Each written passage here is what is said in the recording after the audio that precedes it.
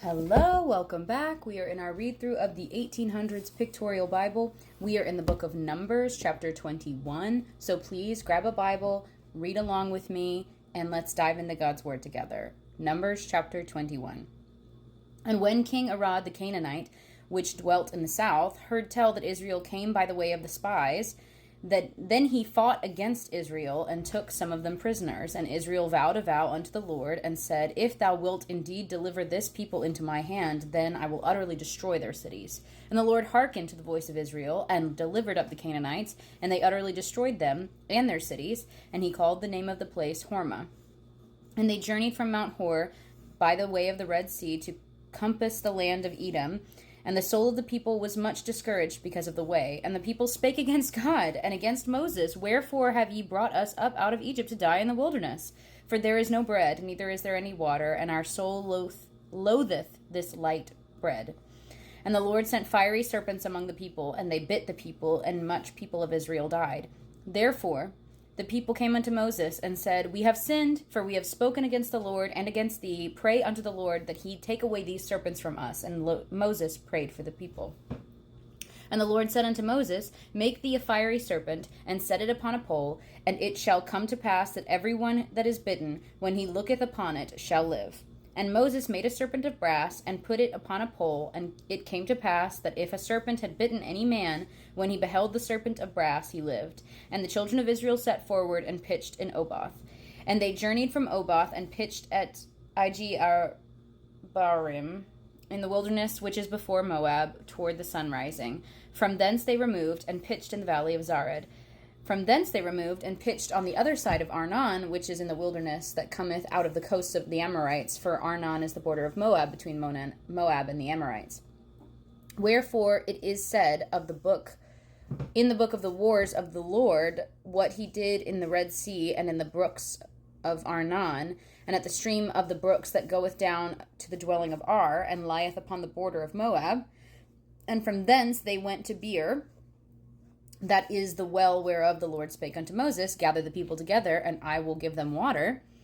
When Israel sang this song, Spring up, O well, sing ye unto it. The princes digged the well, and the nobles of the people digged it, by the children of the lawgiver with their staves.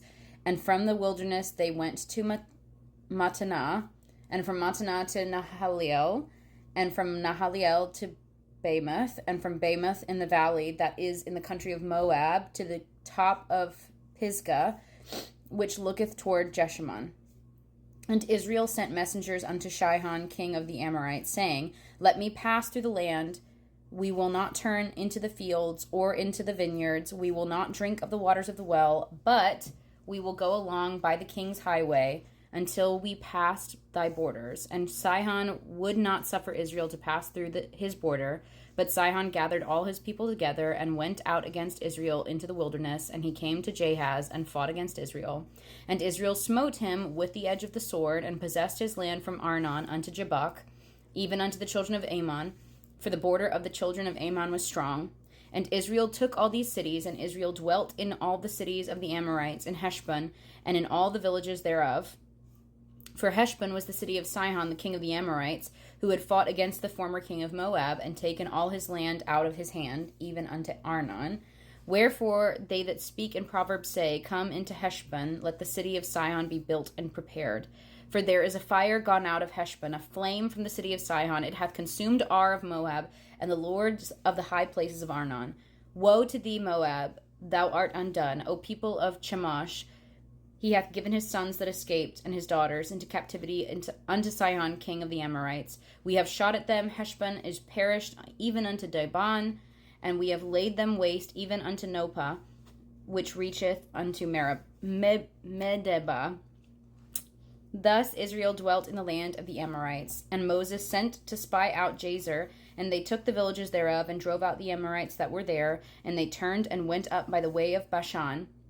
And Og, the king of Bashan, went out against them, he and all his people, to the battle of Edrei.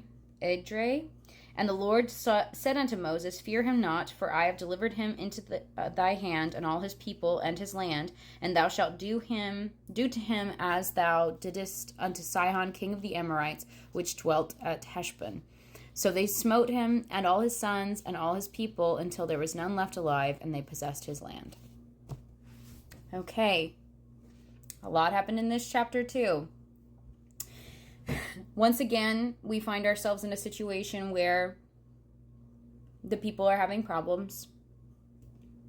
Self-induced. They didn't go into the promised land when God told them to, and they're reaping what they sow. And so they have enemies around them. They have problems, not even trying to get into the land, even just in the adjacent lands to the promised land, they're having problems.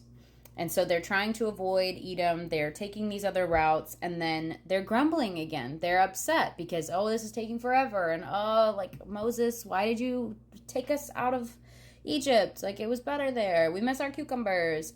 And God is understandably angry once again because they just keep not learning the lesson. They keep not learning the lesson.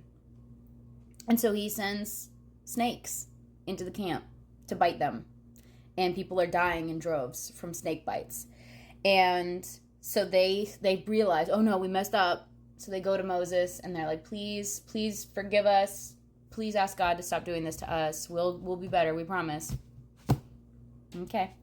And so Moses beseeches God on their behalf, like a solid leader that he is, and God gives a very interesting instruction here.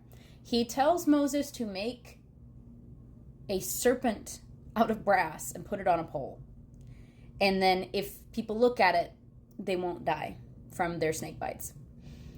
Of all the ways God could choose to heal them, why this? Why something that's seemingly almost adjacent to an idol, which they've been strictly instructed and forbidden from making? You know, they're told, do not make images, do not do that.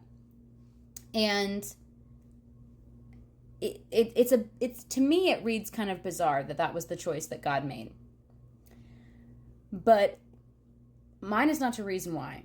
God gives an instruction, and this time Moses does it right away, and he does it the way God said.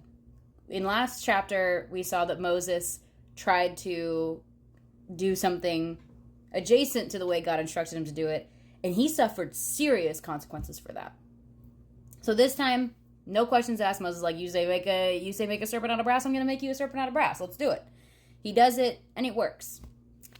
Someone far more learned than me needs to instruct you on why all that. And honestly, I think the real answer is we'll know when we get to heaven. But from there, we get some more story about them dealing with all of this adversity from these peoples in the area that they're in. And that there's fighting and there's war going on. It is not just them alone in a desert. If that was your picture of the people of Israel and their 40 years of not entering the promised land, no. It's action packed. They're having to fight for their lives. They're having to, show up and fight.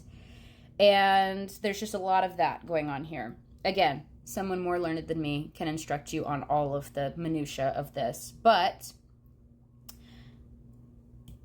the path continues. They are still in the wilderness. None of this that they take, that they live in, is the promised land. All this where it says, oh, and then they dwelled in those, none of that is what God promised them, ultimately. It's just a place for now. It's a temporary home.